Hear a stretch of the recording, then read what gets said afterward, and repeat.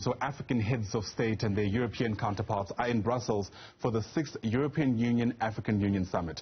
That meeting, which is set to kick off today, is taking place on the backdrop of numerous COVID-19-led travel bans and strained relationships from both sides. For a sense of what to expect in this gathering ahead, let's bring in Professor Carlos Lopez from the Mandela School of Public Governance at UCT. Prof, it's great to have you on the program. Thanks very much indeed for making time. This leg of the summit, if my understanding is anything to go by, was actually meant to take place in 2020. That didn't happen officially because of COVID-19, but some people are saying because of the strained relations between the AU and the EU. To what extent do you reckon that's a fair assessment? I think it's fair. We know that the agenda discussions have been problematic.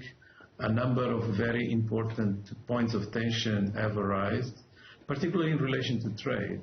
The European Union has 13 different arrangements with different parts of the continent on trade and wants to keep those types of relations intact, despite the fact that it is officially supporting the free trade area that the African countries are establishing. So as a result, we cannot negotiate as a continent, and when we don't negotiate as a continent on matters such as trade, immediately you see the effects in terms of not having the weight to be able to impose a certain number of restrictions and allow for us to move from commodity dependence to more industrialized type of economies.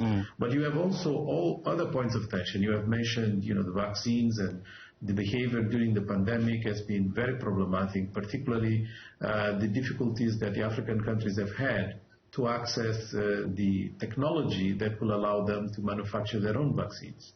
And this is the first kind of multilateral gathering at this level that's taken place in a context where several African countries were banned on the back of finding the Omicron variant which was first discovered here in South Africa. I mean, those kind of, let's call it, awkward moments in our globalized community, how much of a feature do you reckon there'll be when the summit gets underway? It will be a lingering dimension of the discussion. I think it is very clear that the European Union has proclaimed solidarity during the pandemic, but has behaved in a way that is far from the demonstration of real solidarity.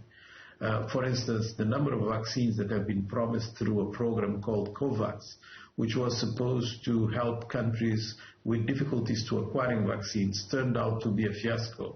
Not only the quantities have never been met, but also a lot of the vaccines that are sent to Africa are about to expire, which means that their validity is very, very short, and some countries are even refusing to receive them. And then you have the issue of the travel bans and how they have behaved on the wake of the South African scientists discovering a variant that turned out to be actually a very important discovery for the world, and that's transformed the way we deal with the pandemic, because it's transforming it into an endemic situation. So all of these different types of behavior, including the travel ban, demonstrated unilateral, a very selfish behavior that obviously is not going to facilitate the relations. Yeah. Part of the ambition with this leg of the summit is to try and have some kind of Africa-Europe investment encouraged.